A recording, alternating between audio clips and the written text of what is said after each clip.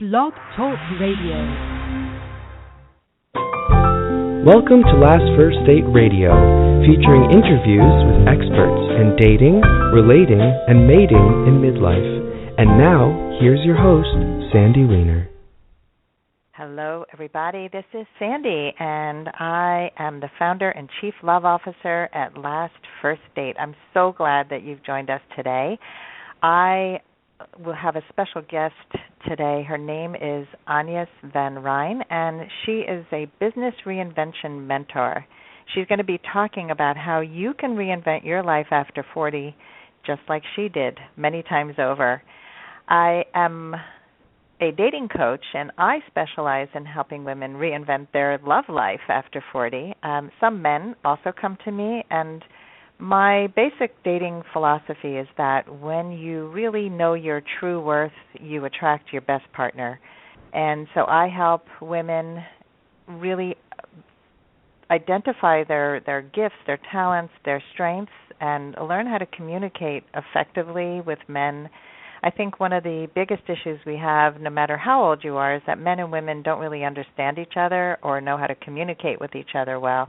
And so that's something that I have spent the last 10, 15 years perfecting, studying, trying to get to do better, because I made all the mistakes as well. And one of the things that I notice is that people do tend to make certain mistakes over and over again when it comes to dating and relationships. And you could call them mistakes. You could also call them learning opportunities, and that's how I see them. And I would love for you to learn from what I learned from. And so I have a free guide for you. It's about the 3 top mistakes that midlife daters make and how you can turn them around so you can find lasting love. And this is for men or women. This is gender neutral.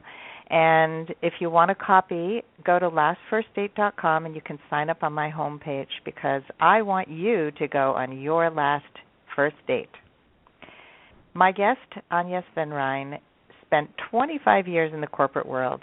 She has now set up her own business and works as a life and business reinvention mentor. Very interesting title, and we'll find out more about that. She has successfully invented herself 3 times, and some people call her the queen of reinvention. I love that. She's an expert in helping women who are at a crossroads, whatever the reason, whatever their age, to step into the driver's seat of their life and reinvent it. I love that, because I am such a big believer in knowing that you are the driver of your life.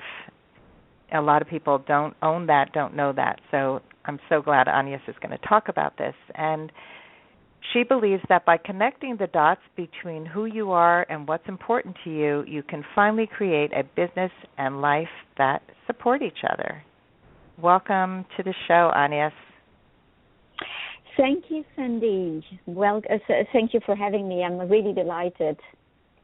I'm so happy to have you. And I loved Skyping with you a little while back and learning about what you have done to reinvent yourself, because I, too, have reinvented myself many times over. And, you know, it's interesting. I when my daughter was graduating high school and they had her college advisor got up to talk to the school, and she was talking about reinvention and how, you know, kids think that they have to choose that one career at the end of high school and study and focus, and that's what you're going to major in, and that's what you're going to do the rest of your life. And she herself had 5 careers, I think. And most people do. Most people have more than one career, especially if you're really trying to find what is alive for you. And other people stay in jobs that don't work for them, and some people do find that amazing job right away. And so tell me about your beliefs when it comes to reinvention. Well, to start with it, I'm fully with you. We now live in a world where it becomes extremely rare that one person will have the capacity to stay in one career or business, because the world is evolving, and we are, as any other species, we need to evolve if we want to survive. So it's part of the game. Life can stand in the way sometimes. I think that my major belief is understanding, which is something that I've not done all my life, that's something that I have learned, is that basically all our choices are being ruled by fear. Once we start understanding that, we can also start realizing that fear is not real. We invent it ourselves, other than the basic fears, of course, for survival, real survival. That's something different. So when we can start making conscious choices, because it is our choices who dictate where we are in our life, we can sit in the driver's seat, as I said, and as you said, and decide what we want our life to look like. So, yeah, that's how it started for me, basically. So my first reinvention was many years ago, something like 9 years ago, when I decided to leave the corporate world where I had been for 25 years. And, you know, I had that nagging feeling that something was missing, as we often can have it. And so I decided to step into my fear and reinvent my life by setting up my own business. The interesting thing is that in doing so, ultimately, after 6 or 7 years, I discovered that I was still letting my life, my choices, my business being ruled by fear, because by fear of visibility, I was working only as a subcontractor. And by fear of financial insecurity, I was only working with the corporate world. And the interesting thing is that I didn't like it, but never admitted it for myself, of course. And then the second reinvention happened after probably 5-6 years, when, because I was a subcontractor making a 6-figure every year, it was going great, I almost went bankrupt, because the 2 companies that I was working for, the economy had a meltdown, and they got 2 major clients canceling everything, and I happened to be the one working for those clients. So within 1 week time, I had lost 70% of my yearly income, and I went almost bankrupt. So I reinvented myself. I managed to step up and you know, rise from my ashes. And so from there, life was, you know, going again, and I was still working in the corporate world. And then all of a sudden, less than 2 years ago, 1.5 years ago, I had something happening in my personal life, and I decided to leave a toxic relationship that basically left me completely broke.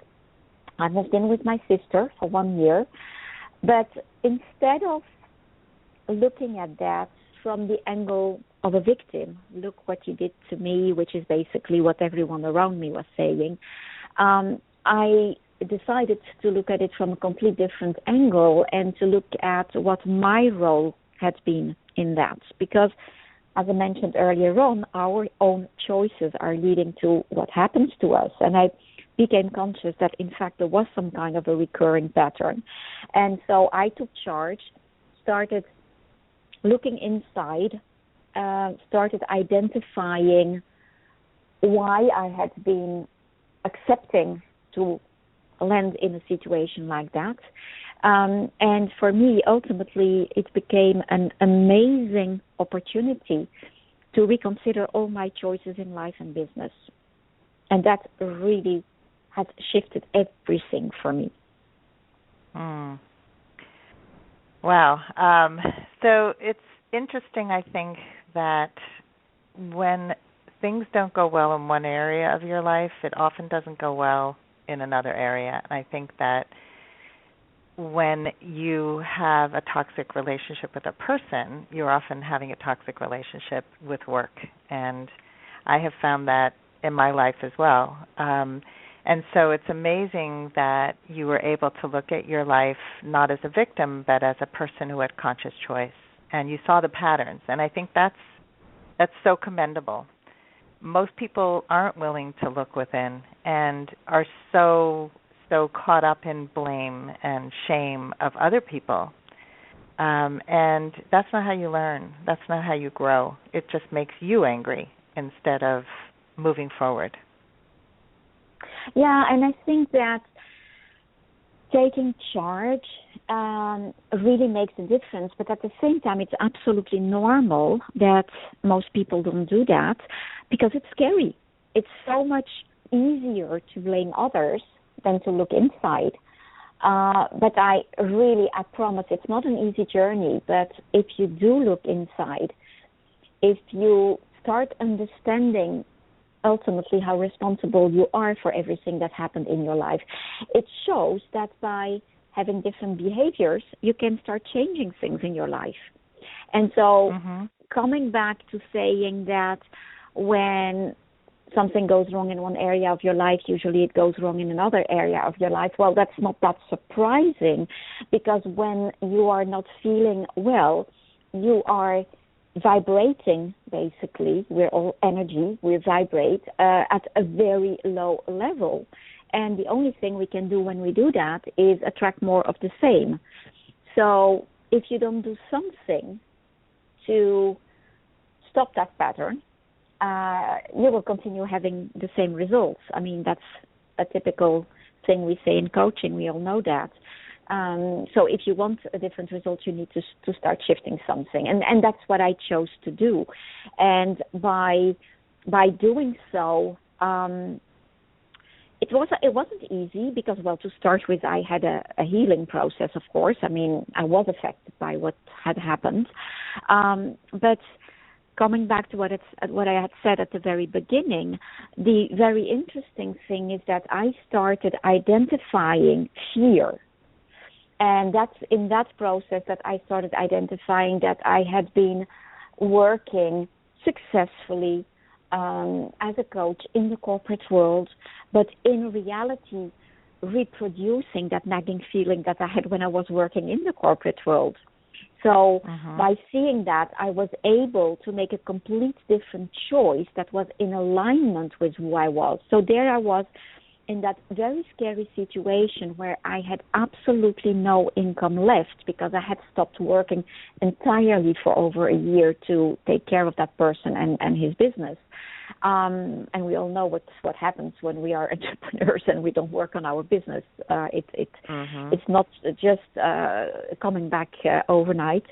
And so I contacted the corporate clients I was working with, and I told them that I was no longer going to work with them. So it was an extremely scary decision, but it was the one that felt really, really the right one for me. As I said, I really could feel I was in alignment. And so I understood that what I wanted was to work with women, although I should correct that slightly in the sense that I understood recently that the reason why I wanted to work with women is that in general, and of course there are exceptions, in general, women are more inclined to challenge themselves, to look inside, to do the work than men are. So the reality is that the people I want to work with is people who are ready to do the work. So if a man is ready to do it, I'm absolutely willing to work with them as well, and I have done so. So that was the first realization. And working with women or men who are still in the corporate world, that is not exactly what I love doing because I don't like what I'm seeing in the corporate world, and there is very little leverage I can have there. So if someone wants to leave the corporate world, that type of transition, I'm happy to help them with that. But other than that, it really is about helping small business owners mainly to connect the dots, as you said in your presentation, to all the parts of who they are and what their life and their business is about, so that it really can support each other. Because quite often, basically what I started noticing is that either after a few years in business, a woman will not be fulfilled, not be satisfied, potentially even on the verge of a burnout, because she left the corporate job to follow her passion, but completely forgot that running a business is running a business. It's a completely different skill set that is required there. So that's one aspect. And the other one is the woman who left a corporate job, who was completely business savvy, but forgot herself in the process. So both are at crossroads. Both feel that something isn't working. Both understand that something has to happen if they don't want to lose themselves in the process, even if the reasons why they are where they are is different. It's a different type of profile. And the program that I have developed helps both to really, well, as we said, reinvent themselves and make sure that they can have a life that is the one they want. That's why I'm calling my business Success on Your Own Terms, because, well, success means one thing for you, one other thing for me, and then a third person will be even something else. And so this, depending on what it is that they are expecting, they will be able to set up the environment, if I can call it like that, the business, that will be in complete alignment, exactly the same as I did it for myself. So that sounds amazing, and I do agree with you that I am a small business owner, and it's so easy to either forget that you're running a business and take yourself seriously, like, oh, you have to sell, not just make things really nice and do things for free for people. And I once hired a coach, and the first thing she said is, what are you selling? What are you selling? You know, every day it's, what are you selling? And, you know, that feels kind of yucky. But now I'm telling my son, who is trying to start his own business, what are you doing today to support your business? Because he'll get sidetracked because he's very artistic and he's amazing. But if he wants to move on with his life, he's got to really get clear about what are my goals and how am I going to reach them. I'm reading the book Big Magic by Liz Gilbert. Have you read that? Yeah. Very good. So it's very good. And she talks a lot about how we sabotage ourselves and how we can get lost in the process. And, I highly recommend it to anyone who wants to be in alignment with themselves. And so you see women who forget to take care of themselves and don't know how to run a business. Or one or the other, or sometimes both? Well, sometimes it's both, of course. Unfortunately. But again, I mean, if you look at, I'm opening a much broader discussion here, but if you look at how our education systems are wherever we are in the world, these are things that we don't learn. We don't learn to take care of ourselves. We don't learn to put ourselves at the center of our life, and that is particularly true for women, because we have this caring nature. We tend to always take care of others' needs first.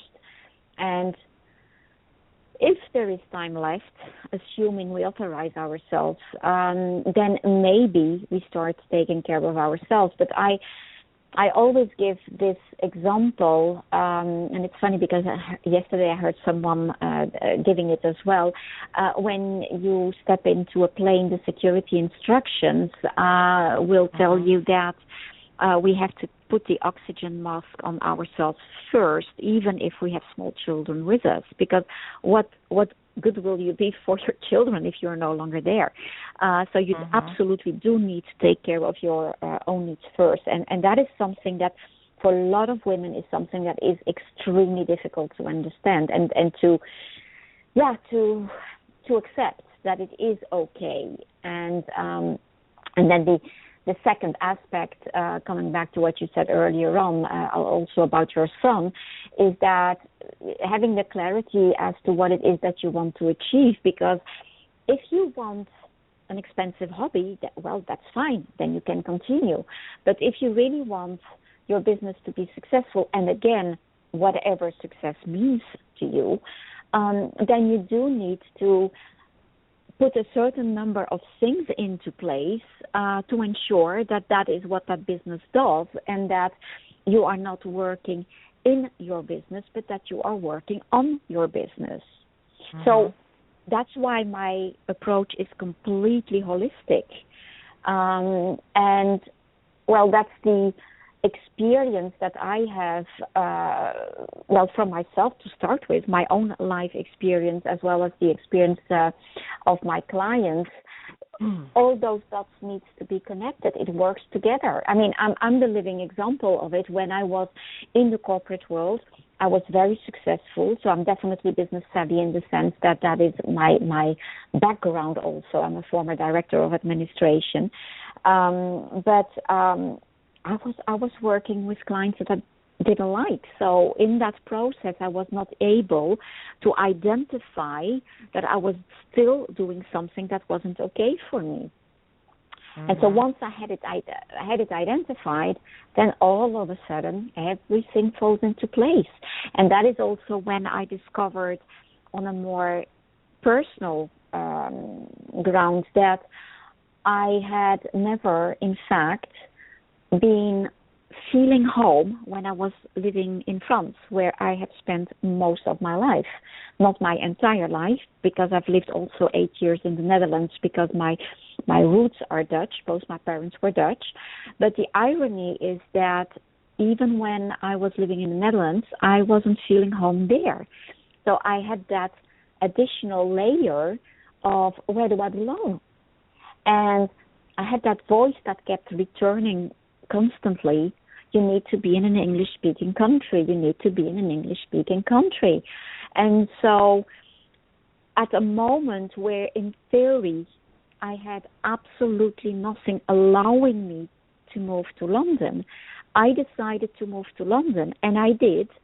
And I moved with just 2 suitcases, no idea at all how I would make an income, or at least I knew, of course, how I could make an income in the sense that I had my business. But again, you need to get your business off the ground again. I had to start it from scratch again. Well, it's never scratch, but and from there, I just decided to come, and I took action.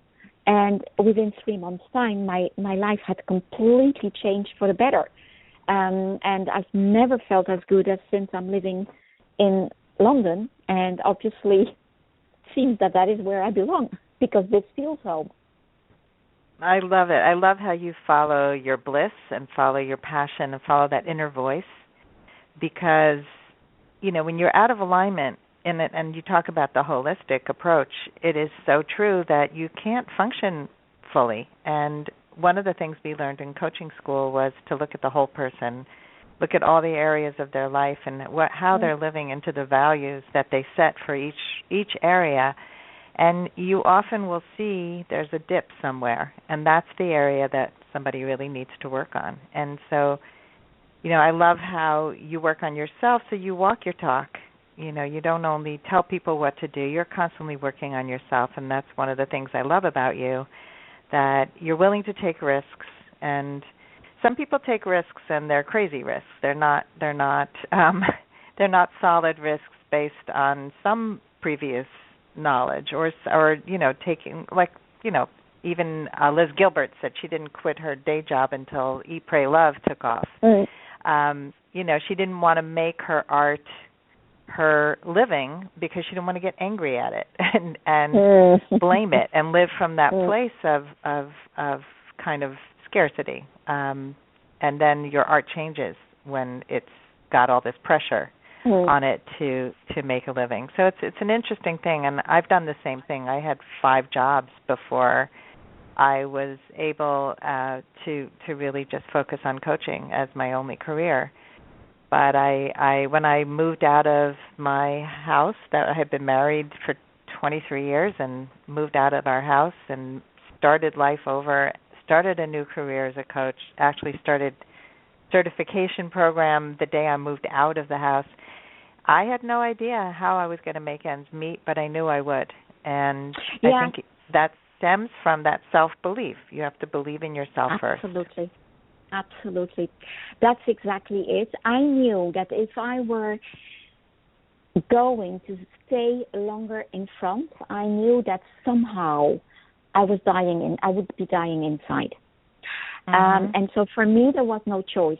I had to go. The only way to make things, the results be different for me, meant that I needed to take risk. But again, measure the risk. There is one thing that is probably a little bit special about me, and it is funny because I had a testimonial from someone recently mentioning that. He said to me, and by the way, it's a he, so you see I work with men as well. He said, you have this very rare capacity to be moving with grace and ease between your left brain and your right brain. So I have that creativity that is needed and that will come with the right brain. But I also have, and that is maybe my Dutch background, this whole tool, system, structure, helping you focus, helping you making decisions, etc. That comes with what I have in my left brain, and I navigate very easily from one to the other, and that is of course to the benefit of my of my clients. I love that. That's actually something I've always been proud of in myself too, because I was married to a man who was a creative person, and I was always creative. I was an artist before I became a life coach, and he was that kind of artist that's all, art, all creativity, and then there's an excuse to not follow through or to not be able to deal with certain things, and I was never that person. And so, I think to be a responsible person who's also creative, a person who can create systems, a person who can move their life forward, having both of those capacities is so helpful, and you can learn them. And the A Whole New Mind by Dan Pink, I think is the author. He talks about how right-brainers will rule the world, and he himself was a left brain person, and he learned to work more from the right brain by doing exercises. So I do believe that us right brain people can help people with who are left brain dominant to think out of the box, to not get stuck in a very fixed mindset. And so that sounds like you'd be an ideal person to work with. So a quick question as we come to the end of the show is, if you can sort of encapsulate your advice to women who are considering reinvention, what would you say to them? Well, I would have a few. The first one being, don't let anybody ever tell you that your dream is impossible. That's the very first one for me. That being said, when a person is at crossroads, they do not necessarily always have an idea of what their dream is. So that is for those who know what their dream is. The other thing then from them, is that you really need to be extremely clear about who you are and what is important to you.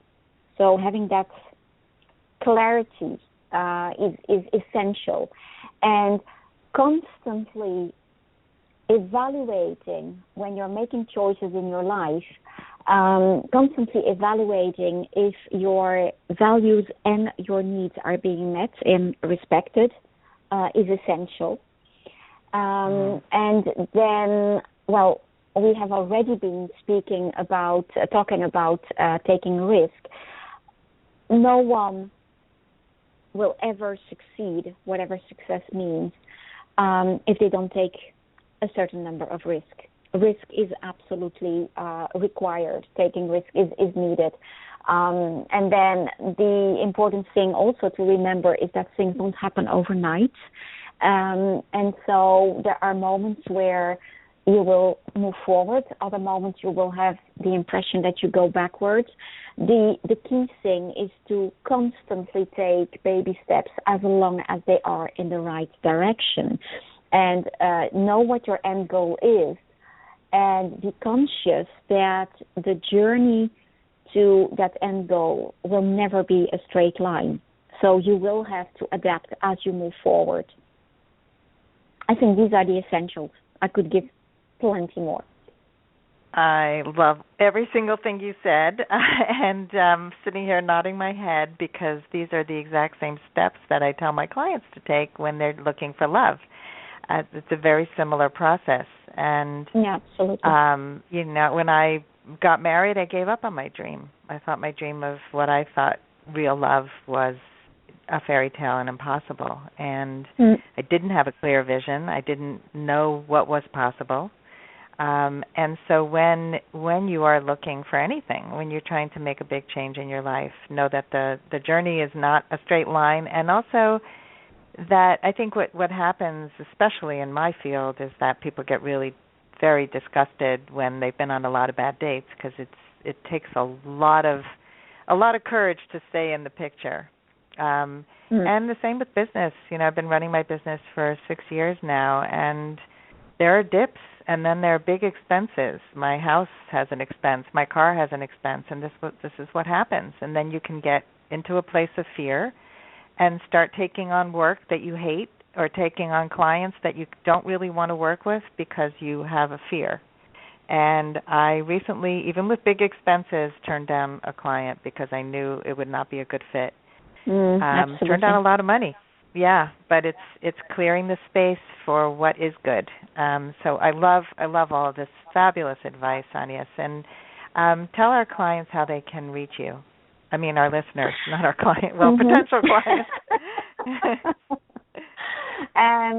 So my website is AnYesvanRhijn.com, and that is www.AnYesvanRhijn.com. And I think that one thing they might find interesting on the homepage is to go through there is an online assessment that is called Are All Areas of Your Life and Business Supporting Your Success and Fulfillment? And I think it's a very interesting assessment to do to evaluate where you're at in your life and understand how it all ties together, and identify in what areas you can start taking those baby steps that will move you into the right direction. Oh, great. That sounds like a very valuable tool. Fabulous. Well, thank you so much for coming on the show today, AnYes, and for doing this amazing work. You're welcome, and for being a beacon for other people. It's important for people to see real-world examples of people who are making it work in real life. So keep doing that fabulous work. We always tend to think that we're alone, but we're all struggling. We're all having problems, challenges, and you're not alone in there. That's an important message. I totally agree, and that's why building community of support is so important. So go check out AnYes's website, and I will have all this up on my blog, so you can check out all the links. And I thank all of you for listening today, and I hope that you all go on your last first date very soon. Have a great day. Bye-bye.